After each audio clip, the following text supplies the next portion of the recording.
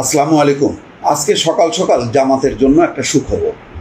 সেটা হচ্ছে যে জামাতের নিবন্ধন অবৈধ ঘোষণার রায় বাতিল। হাইকোর্ট রায় দিয়েছিল, সেটা বাতিল করছে আপিল বিভাগ। এখন ইলেকশন কমিশন সেই অনুযায়ী পদক্ষেপ নেবে। তার মানে তারা নিবন্ধন ফিরে পাইলেও তাদের যে প্রতীক দাড়িপাল্লা সেটাও তারা ফিরে পাবে, আর কোনো বাধা থাকলো না।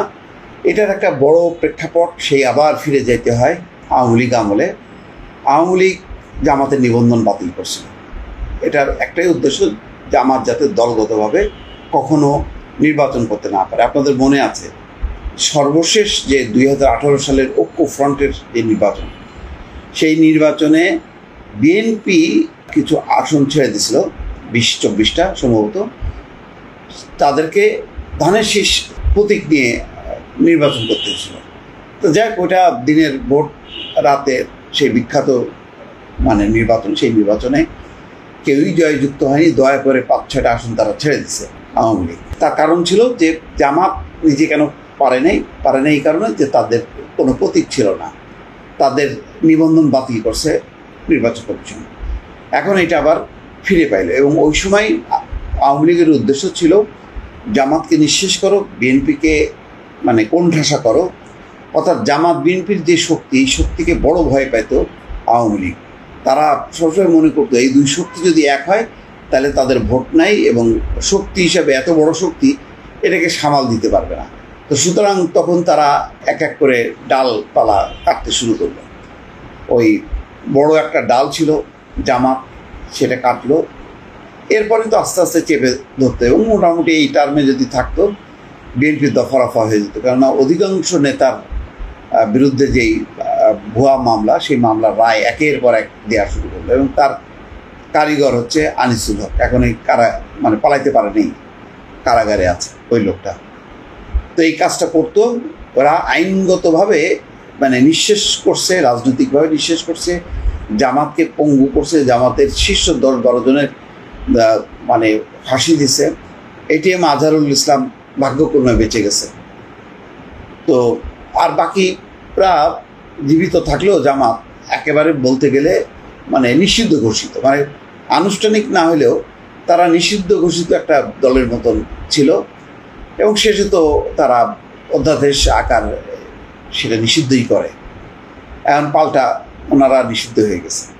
তো এইটা হলো যে ইট মারলে পাটকেল খাইতে হয়, এখন এই পাটকেল খাইছে আওয়ামী লীগ। এখন কতদিন এই পাটকেল খেয়ে থাকবে সেটা হলো পরের বিষয়। যাক, আপাতত আমি আগেই বলছিলাম কয়েকটা সাম্প্রতিক সময় জামাতের একটা রাজনীতির মধুচন্দ্রিমা যাচ্ছে, খুবই সুসময় যাচ্ছে।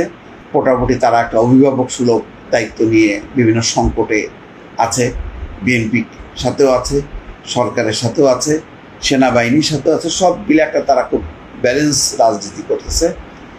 অন্যদিকে তারা তাদের সাংগঠনিক শক্তি বৃদ্ধি করতেছে। 21 তারিখ অথবা 22শে জুন ঢাকার সরোয়ার্দী উদ্যানে তারা বড় শোডাউন করবে, বিভিন্ন রাজনৈতিক দলকে আমন্ত্রণ জানাবে। নির্বাচনের তারিখ নিয়ে খুব একটা তাদের মাথা ব্যথা নেই। এটা নিয়েও আবার তাদের একবার বলছে যে আগামী রমজানের আগে, অর্থাৎ ফেব্রুয়ারির আগে, মধ্য ফেব্রুয়ারির আগে নির্বাচন নিতে হবে। কালকে শুনলাম যে তারা বলতেছে সংস্কার এবং বিচার ছাড়া নির্বাচন হবে না। এরকম সব দিকেই খেলছে আর কি জামাত। ভালো একটা, তারা একটা বড় একটা শক্তি। এই শক্তি এখন একসময় জাতীয় পার্টি খেলতো এরকম। তো খেলতে খেলতে এখন তারা এমন নিঃশেষ, সেই পুরো রংপুরে যে আঘাত হানছে বৈষম্য বিরোধীরা, এখন উল্টা যেখানে জিএম কাদেরের বাড়ি আক্রান্ত হলো, সেখানে জিএম কাদেরের বিরুদ্ধে মামলা। যাক, এখন খবরে আসি। যে খবরটা সেটা হলো যে প্রধান বিচারপতি সৈয়দ রেফাত আহমেদের নেতৃত্বাধীন 4 সদস্যের আপিল বিভাগ রোববার এই রায় দেন।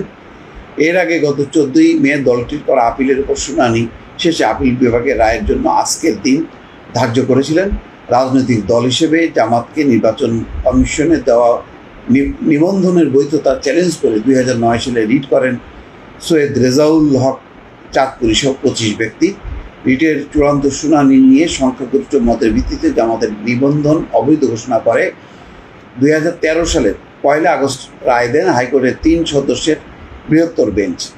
একই সঙ্গে আদালতে এই রায়ের বিরুদ্ধে আপিল করার সনদ দেন, যা একই বছরের আপিল হিসেবে রূপান্তরিত হয়।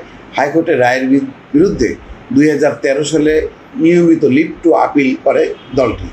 জামাত ইসলামীর নিবন্ধন বাতিল করে 2018 সালের 7 ডিসেম্বর প্রজ্ঞাপন জারি করে নির্বাচন কমিশন, মানে ঠিক আগে ভাগে করছে যাতে নির্বাচনে অংশ না নিতে পারে দল হিসাবে।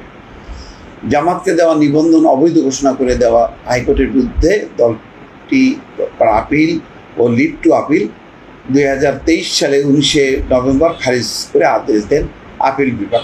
এখন আপনাদের এই পুরনো ইতিহাস মানে আর শুনে লাভ নেই।